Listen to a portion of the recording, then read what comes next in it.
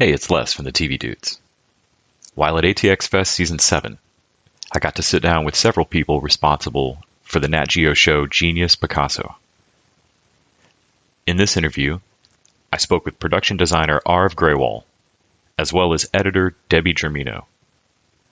We had a great conversation about what it takes to bring realism to a world that spans that much time, how editing can help pace and structure non-linear timelines in a narrative, and a lot more.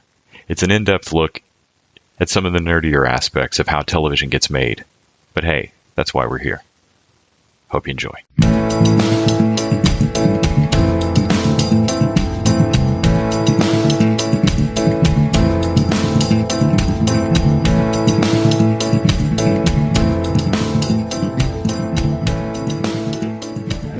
So I've enjoyed watching Genius Picasso so far. I went to UT and was a painting major. So I was thrilled when they announced that Picasso would be the next on the anthology. I was thrilled. I was like, oh, this will be great. Right. You've actually studied him. Yeah, a little bit. And in college, not my fave. It took a long time for me to warm up on. I think it was always presented as the weird modern art when I was a kid, and so Renaissance art was so much easier to get into, realism and whatnot, and so it took me a while to warm up to him, but I'm really enjoying the show so far, the 3 episodes I've seen. He was as good as a Renaissance master by the time he was 16. Yes, I had really Science and Charity. Yes. He basically he was a Renaissance master. Yeah, he knocked it out of the park already, and he was only 16. Yeah, and I loved in the show the showing him have a disdain for that painting, but know what it means on his journey of like, oh no, it's terrible, and it's taking me to Paris. Yeah, and I loved that. One thing I wanted to talk to you about as an editor on this show is the flashbacks and the balancing of the timeline. I mean, I understand how writers' rooms break stories and find those beats and where they'll want to jump back and forth. But as an editor, what kind of concerns did you have about balancing these timelines, making sure that the pacing works? How was that for you? So I guess what's really great about this series in general is that the scripts are really well written. And so while we do sometimes have to rearrange scenes and reorder scenes so they don't always air the way that they are exactly scripted. But so finding that balance between telling the story, sometimes the scripts come out and you're not long enough in a certain story. And so sometimes we find that, okay, we need to rearrange some scenes here and kind of get on a run of, say, the younger story. And kind of, sometimes you need to develop enough to kind of care about it. And so there's a balance in there, because what's great about these scripts is they use a lot of prelapse, a dialogue prelapse, to kind of get us from one timeline to another timeline. Okay. And so our challenge is to kind of, do we have to hang on to that great transition, prelap transition, or are we better served to stay in this timeline for longer to kind of get the audience more invested in that story before we move them somewhere else? And as production designer, I'm struck by the jump around in time period and how well it is visually separated. I know where I am, not just on which actor's playing Picasso, but I know where I am in terms of lighting, the general color palette. Right. What went into your prep work of getting the show ready when you first got the scripts? It was about setting up a bunch of parameters for myself. Essentially, we had to track every scene. And the danger with the overlapping timelines is that the show could get kind of aimless or discursive, right? Or you could end up using too much of one color palette or too much of a certain type of architecture or texture that laps into the next one and sort of muddles the visual story.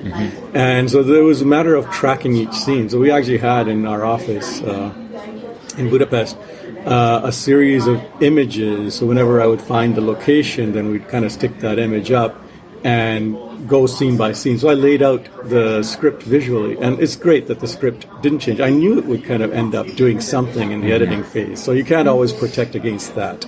But I thought it was my job to kind of make sure that I was correct in terms of laying out the script visually and making sure that those kind of overlaps didn't happen, that the two timelines were strikingly different.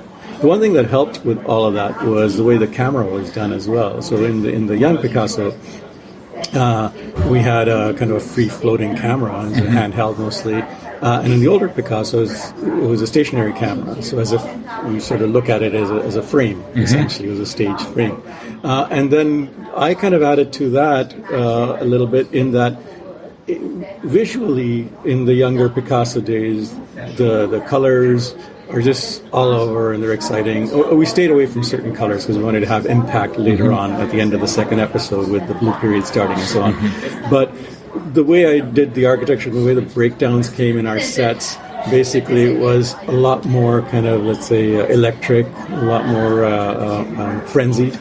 And with the older Picasso, we stayed with kind of a certain color palette that was, and the breakdowns were sort of solid, and the color palette was more solid, and it wasn't as sort of visually noisy, let's say, as the younger one. So I was able to kind of separate the two that way, and I think it worked for the most part. Has there been a particularly favorite moment that you've got to cut together where you think, oh, that's powerful? I really liked in the second episode there was a painting montage of Picasso painting his Moulin des Galettes, which was a painting of a cafe scene. And he had been there. We had showed the scene the night before. He was at that cafe partying with his friends, and he comes back to the studio where he paints, and everyone else is asleep on the couch, passed out, and he's up painting. And we sort of, what was really fun was Arv and his team did such a great job of recreating on set this painting with actors and everything. They really, it was remarkable. And what we did was we cut in between, so the live action, and then we'd kind of seamlessly go to the painting, the matching section of the painting. And our visual effects team did a great job of really making those seem like a seamless transition. And that for us was kind of, I went through a lot of versions of that montage, but it was kind of this season's version of Einstein's thought experiments. Okay. So it was kind of how we tried to address his process, Picasso's process of his painting and the passion that he put into it.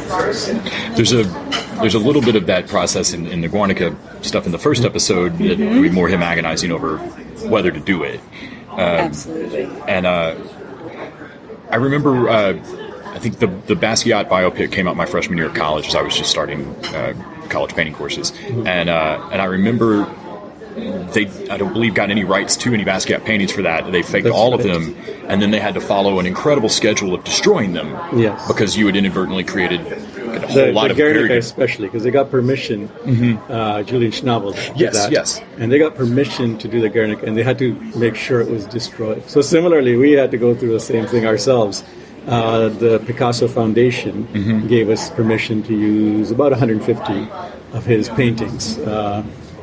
And we then kind of agreed with them to a process that we would use to make these paintings lifelike. So they referred us to a kind of a digital archive called ArtRes, that has all these paintings, and we bought the paintings from them through the Picasso Foundation digitally, and then we printed them on canvas. And then we sort of applied a clear coat acrylic to it to kind of give the three-dimensionality.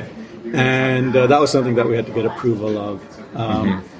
And then the paintings that weren't Picasso, so sort of the Rousseaus and Monets, Matisse, Braques, all of those, there was probably another 300 of those paintings that we created. So I had a team of about 14, 15 painters, basically.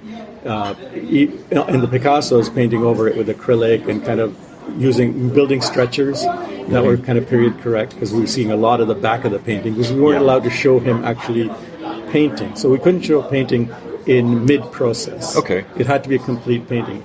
And that's why you don't miss it in the show, but you don't see any sculpture, because they were concerned we couldn't duplicate it exactly. Because you can't just buy the digital. Well, right. You might be able to 3D print it now, but that would be its own issue. Right. We actually made a few sculptures before that edict came down from the foundation, so we had to destroy them, which was heartbreaking. So I think we had about 7 of them already kind of started, assuming we'd get legal permission. So that when we didn't, we just destroyed them all. And then for the other paintings beyond the Picassos, there wasn't always kind of the resolution that you'd want to kind of have it, just be clear coated and be camera ready. Mm-hmm. So I actually had our painters paint over those in some cases where it was sort of public domain. We would use, so we had to be very careful in those terms. And then for destroying them, we had to have a bonfire in a shipping container type of thing, or one of those big skips, metal skips, and each painting was showed to camera and then tossed in to the bin, and a big fire was had. It's got to be heartbreaking. Yeah, it was tragic. So, what's been your favorite thing you've gotten to design on the show so far? Was there a particular costume or something where you think that really? I love just the cuts of some of the shirts and whatnot, the production value in general. So I don't do the shirts and stuff, but that's Sanu's job. Yeah, but all the way to the back seams of each scene, I'm really impressed with the thoroughness of the world. Well, that's kind of my thing, because you have to get that part right, and you have to kind of put the depth into it. So I really would have a tough time picking one, because we had so many sets. We had 4 sound stages that we filled up with sets. So the interior of the Bateau Lavoir was a really good set. His house in Valoris, when he's a communist and he's living this really simple life, which is mostly episodes 6, 7, 8, I think. It's beautiful. I mean, if I do say so myself, it just turned out so wonderfully. It took the light so well, and it was seamless because we shot the exteriors in Malta and we shot the interiors in Budapest. So it had to be seamless, sort of coming in and out. The exterior of the Bateau Lavoir is one of my favorites, because it was a 4-story build that we did in the back of a bunch of warehouse buildings in Budapest. And it's the point where one of my favorite parts of the show, where young Picasso and older Picasso kind of cross each other. And that building is the backdrop, and I thought that was fantastic. It really, and the older Picasso is visiting Montmartre and showing, I can't remember who it was, but his present girlfriend, wife, whereas the younger Picasso is leaving it. I thought that was extraordinary, the way that all came together. Do you have things that jump out to you, like when you're watching entertainment, that pull you out of worlds? Yeah, sure. If it's badly done, if it's anachronistic, we had to keep a really good system of tracking that as well. When did electricity come in, and is this person rich enough to have it in their house? Are we going to do this with candlelight and kind of fireplaces? How are we going to light this particular scene, or with oil lamps? Are we going to put what kind of electrical is going to happen in this bar? Is it the right time period? Would the bar be upscale enough to have it? And then Picasso lived for 91 years, I think, and or 92 years, so 1881 to 1973, a few decades there. And so to track, when a telephone would come in, or to track how he got rich and the level of wealth, because of the shifting timelines again, we would be showing La Californie far before we would be showing sort of other pieces in his life. Or even his Rue de Grand Augustin, his main studio, was one of the first things we showed, whereas Bateau Lavoir came in later episodes. And then his places, as he grew richer, he moved to La Boétie and moved to kind of other Montparnasse apartment. So keeping an idea of tracking that and how he got wealthier and wealthier, what his influences were throughout that, so the background felt rich, was kind of something that we had to keep a sharp eye on. Yeah, when you mentioned the stretchers earlier, and I thought about that. It always seems like it's when there's like an 80s period piece, like people pick apart Stranger Things for having, the wrong socks or the wrong tube socks or something.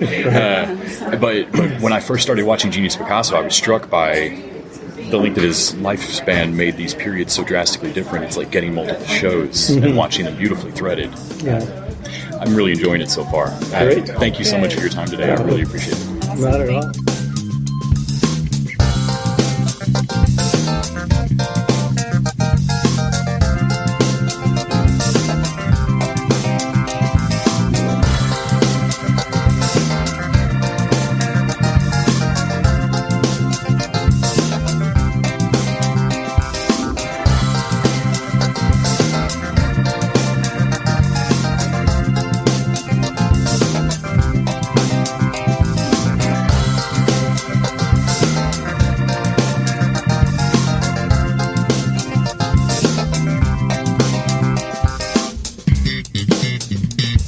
The TV Dudes is an independently run podcast and a member of the Electric Sweater Podcast Network. We are exclusively listener-supported. If you'd like to help us out, go to patreon.com/tvdudes. You can like us on Facebook and Twitter @TVDudes. All the music for our show is by our friend and original TV dude, Gregory J. Amani Smith. To find out more about us, go to thetvdudes.com and electricsweater.com. I'm Grant Davis.